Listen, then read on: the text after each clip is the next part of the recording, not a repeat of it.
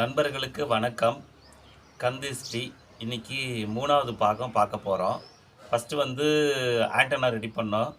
2வது எப்படி தீபதூபம் போடணும் அப்படின்னு பார்த்தோம்.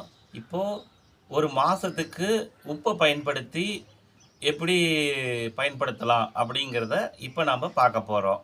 அதில் பார்த்திங்கன்னா ஃபஸ்ட்டு கருப்பு உப்பு. இது கருப்பு உப்பு யாருக்கும் அதிகம் தெரியாது.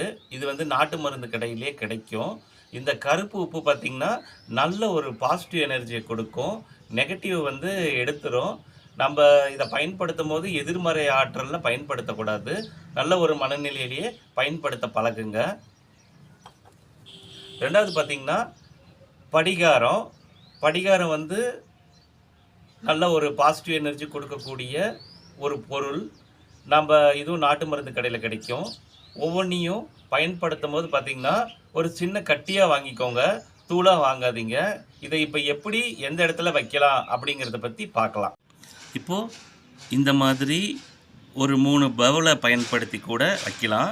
ஃபஸ்ட்டு பார்த்திங்கன்னா படிகாரம், 2வது பார்த்திங்கன்னா இந்த மாதிரி அலங்கரிக்கப்பட்ட மலர்கள், 3வது கருப்புப்பு. உங்களுக்கு வீட்டில் எந்த இடம் ஃப்ரீயாக இருக்கோ, பார்வைக்கு முன்னாடி இருந்தாலும் சரி, இல்லை உங்களுக்கு எங்கே ஃப்ரீயாக இருக்கோ அந்த இடத்துல கூட வச்சு பயன்படுத்தலாம்.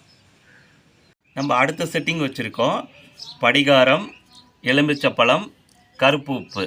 இப்போ உங்களுக்கு எலுமிச்சம்பழம் காஞ்சு போச்சு அப்படின்னா புது பழத்தை பயன்படுத்திக்கோங்க.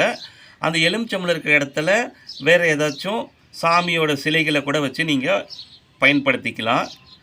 நல்ல ஒரு அழகு கொடுக்கும்.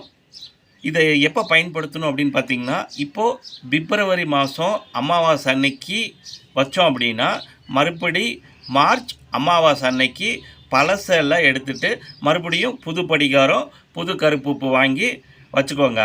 எப்பயுமே கந்திஷ்டியில் பயன்படுத்துகிற எல்லா பொருளையும் கால்படாத இடத்துல கொட்டிடுங்க. மலைச்சாரல் சேனலை சப்ஸ்கிரைப் பண்ணுங்கள், ஷேர் பண்ணுங்கள்.